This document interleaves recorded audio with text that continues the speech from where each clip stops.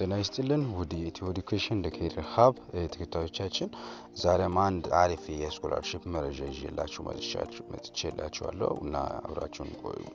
የዩኤንዲፒ የጥናት አጋርነት አናሊስት ስኮላርሺፕ 2026 በጀርመን ደሞዝ የሚከፈልበት ወይ ደግሞ ፉሊ ፋንድድ የሆነው ስኮላርሺፕ ለእናንተ ዛሬ ላጋራችሁ እወዳለሁ።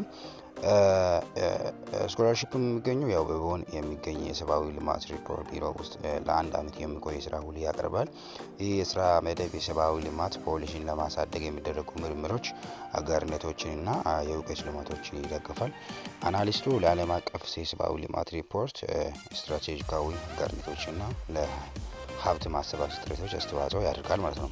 ማጠቃለያ ስናደርግ ደግሞ ሀገር ጀርመን ነው፣ ቦታ ቦን ነው።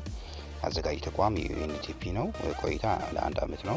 ጥቅማ ጥቅም ስናይ ደግሞ ደሞዝ የሚከፈልበት ነው። ያው ዞሮ የማመልከቻ መጨረሻ ቀን ዲሴምበር 8 2026 በፈረንጆቹ ማለት ነው። ጥቅማ ጥቅሞችን ስናይ የሚከፈልበት ዓለም አቀፍ የስራ መደብ ነው። ተወዳዳሪ የዩኤንዲፒ ደሞዝ አለው። የሙሉ ጊዜ የስራ እድል አለው። የአንድ አመት ስራ ውል አለው። በቦን ጀርመን የመስራት እድልም ያው ይሰጣል። ዓለም አቀፍ የምርምር ልምድ ይሰጣል። የዩኤንዲፒ የስራ እድል ይሰጣል። ዓለም አቀፍ ትስስር ወይ ደግሞ ኔትወርኪንግ ይሰጣል። የፖሊሲና የመረጃ ዳታ ወይ ደግሞ ምርምር ይሰጣል። የሙያ እድገትም እንደዚሁ ይሰጣል። የብቁነት መስፈርቶችን ስናይ ደግሞ የማስተርስ ዲግሪ ወይም ደግሞ የባችለር ዲግሪ 2 አመት ተጨማሪ ስራ ልምድ ይፈልጋል። ከ2 እስከ 4 አመት የሚሆን አግባብ ያለው የሙያዊ የስራ ልምድ ያው እንግዲህ ይጠይቃል። በእንግሊዝኛ ቋንቋ ጥሩ ችሎታ ያለው ወይ ደግሞ ያላት ብትሆን ይመረጣል።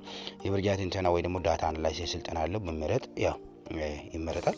ከዓለም አቀፍ ድርጅቶች ጋር የስራ ልምድ ወይ ደግሞ ስለ ልማት ፖሊሲ እውቀት ያለው ወይ ደግሞ ያላት፣ ስለ ሰብአዊ ልማት ግንዛቤ ያለው ደግሞ ያላት፣ ጠንካራ ፖሊሲ ምርምር ክህሎት ያለው ያላት፣ ከተለያዩ ወደ የመቀናጀት ወይ ደግሞ ስቴክ ሆልደር ኮኦርዲኔሽን ልምድ ያለው ይመረጣል።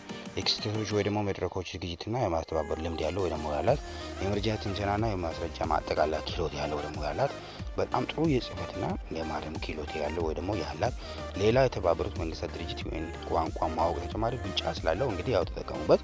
የመመዝገቢያ መስፈንጠሪያ ሊንኩን ዲስክሪፕሽን ላይ አስቀምጥላችኋለሁ። እስካሁን አብራችሁን ስለቆያችሁ እጅግ አድርጌ አመሰግናለሁ። መልካም ጊዜ ይሁንላችሁ። ኢትዮ ኤዱኬሽን ኬሪር ሀብ